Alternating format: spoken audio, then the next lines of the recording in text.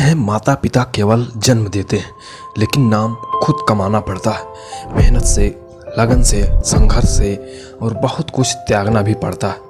आइए आज की वीडियो में जानते हैं देश के सबसे महानतम बिजनेसमैन रतन टाटा जी के बारे में।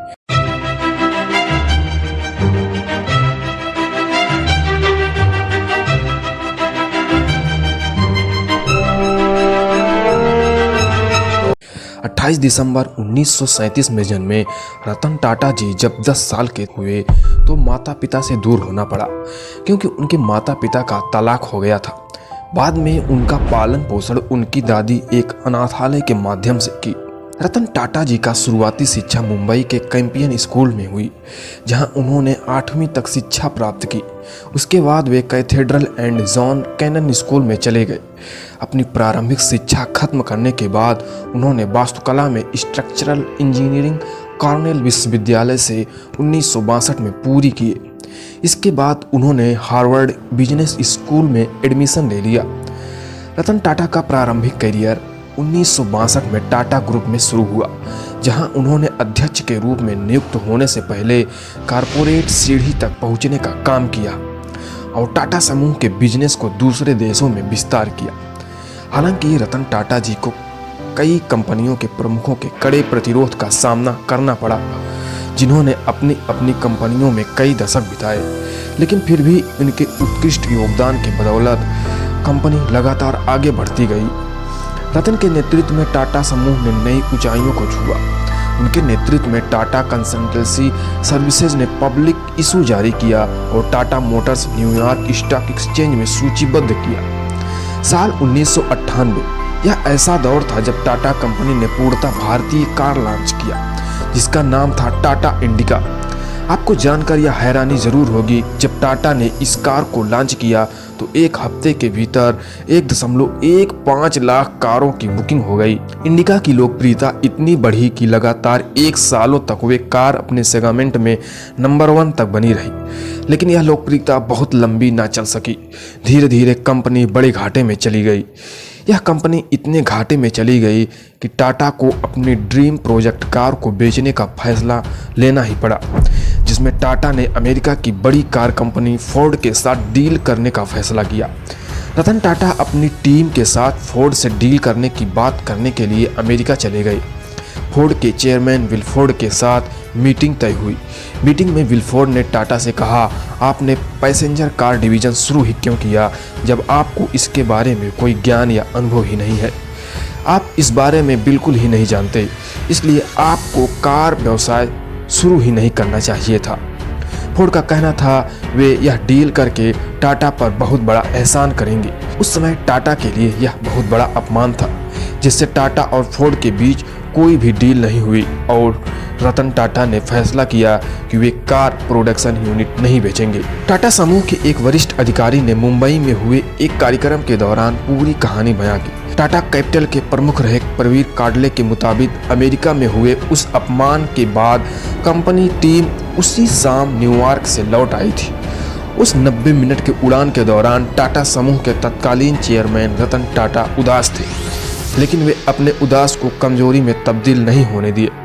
लगातार वे कंपनी के लिए मेहनत करते गए। साल दर साल कंपनी ने नए नए एसयूवी लॉन्च करते चले गए, यहाँ तक कि वे इतिहास के सबसे सस्ते कार भी लॉन्च कर डाले, जिनका नाम था टाटा नैनो, जिसको लखटकिया वाहन भी कहा जाता था क्योंकि उसका प्राइस 1 लाख था। कंपनी का कारवां लगातार चलता रहा और वहीं दूसरे तरफ जहां फोर्ड ने टाटा जी का इंसल्ट किया था, अब उसके बुरे दिन शुरू हो गए थे।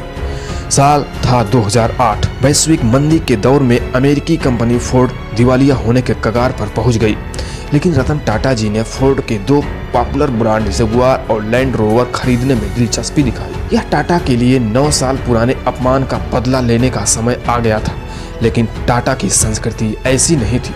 उन्होंने फोर्ड पर एहसान करते हुए कंपनी के मालिक विलफोर्ड को एहसानमंद बना दिया।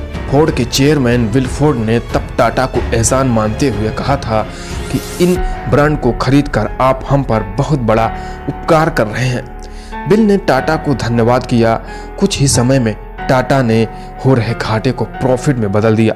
इस तरह टाटा का कारवां लगातार बढ़ता चला गया। देश से लेकर विदेश में भी अपनी कंपनियां स्थापित की। हर साल एक से बढ़कर एक एसयूवी नए फीचर्स के साथ लॉन्च करते चले गए, जिसमें प्रमुख SUVs Tata Safari, Tata Nano, Tata Nexon, Tata Harrier, Tata Altroz, Tata Punch आदि शामिल है। यही नहीं, टाटा ने 2024 से 2028 तक के लिए आईपीएल के लिए टाइटल राइट्स खरीद लिए। टाटा ने इस राइट्स को 2500 करोड़ रुपए में खरीदे हैं, जिसमें बीसीसीआई को टाइटल स्पॉन्सर से हर आईपीएल में 500 करोड़ रुपए मिलेंगे। टाटा यहीं तक सीमित नहीं है, बल्कि इसके और भी बहुत सारे प्रोडक्ट्स देश और विदेश में कार्य कर रहे हैं। इसके प्रमुख सहयोगियों में Tata consultancy services, Tata Motors, Tata products, Tata power, Titan, Tata steel, Indian hotels company, Tata consumer products और बहुत कुछ शामिल है। यानी खाने में नमक से लेकर हवा में उड़ने के लिए एयर इंडिया तक की सुविधा टाटा भारत में लोगों को प्रदान कर रही है। टाटा साल्ट की आयोडीन युक्त नमक के साथ भारत भर में प्रतिवर्ष 201 मिलियन से अधिक घरों तक पहुंच है। यही नहीं, यह दुनिया की दूसरी सबसे बड़ी चाय निर्माता और वितरण का प्रमुख उत्पादक भी है। टाटा टी भारत में सबसे ज्यादा बिकने वाला चाय ब्रांड है और टेटली कनाडा में सबसे ज्यादा बिकने वाला चाय ब्रांड है। एक बिजनेसमैन होने के बावजूद टाटा सामाजिक सेवा के लिए दुनिया के सबसे खतरनाक बीमारी कैंसर के इलाज के लिए अस्पताल भी खोले, जहां इस अस्पताल में कैंसर का मुफ्त इलाज किया जाता है। केवल एक ही अस्पताल नहीं, बल्कि अलग अलग राज्यों में कई अस्पताल खोलने का ऐलान भी कर चुके हैं और कई जगह तो खुल भी चुका है। दुनिया के सबसे बड़े दानी इसीलिए नहीं कहे जाते क्योंकि इन्होंने मुकेश अंबानी के नेटवर्थ से ज़्यादा दान कर चुके हैं। 100 सालों में दुनिया भर के सबसे बड़े दानदाताओं की लिस्ट टाटा ग्रुप के फाउंडर जमशेदजी टाटा का नाम सबसे पहले नंबर पर है, जिन्होंने लगभग 7.60 लाख करोड़ रुपए का दान कर चुके हैं। साल 2010 में रतन टाटा जी हार्वर्ड बिजनेस स्कूल को $50 मिलियन रकम दान की थी। इससे वहां एक एग्जीक्यूटिव सेंटर शुरू हुआ जिसका नाम था टाटा हॉल। हर साल वे लगभग 66% रकम दान में देते हैं, जिससे सामाजिक कल्याण हो और देश लगातार आगे बढ़ता रहे। टाटा समूह साल 2014 में आईआईटी बॉम्बे को 950 मिलियन रुपए का दान किया था। यह संस्थान के इतिहास में अब तक प्राप्त सबसे बड़ा दान था। अल्जाइमर रोग के कारणों के अंतर्निहित तंत्र का अध्ययन करने तथा शीघ्र निदान व उपचार के लिए तरीके विकसित करने हेतु भारत विज्ञान संस्थान सेंटर फॉर न्यूरोसाइंस को 750 मिलियन रुपए का अनुदान किया है। रतन टाटा जी को उत्कृष्ट कार्य करने के लिए कई पुरस्कार भी मिले हैं। साल 2000 में पद्म भूषण, 2008 में पद्म विभूषण, मानक डॉक्टर ऑफ साइंस, मानद fellowship, Legion of Honour, Assam Baibhav पुरस्कार, ऐसे लगभग 50 पुरस्कार जिसमें भारतीय व विदेश दोनों शामिल हैं, उससे नवाजे जा चुके हैं। वीडियो कैसी लगी दोस्तों कमेंट में ज़रूर बताएं। बदलाव और कड़ी मेहनत से कभी भी सफल हुआ जा सकता है, जैसे कि रतन टाटा जी की तरह। मिलते हैं एक और वीडियो में, तब तक के लिए नमस्कार।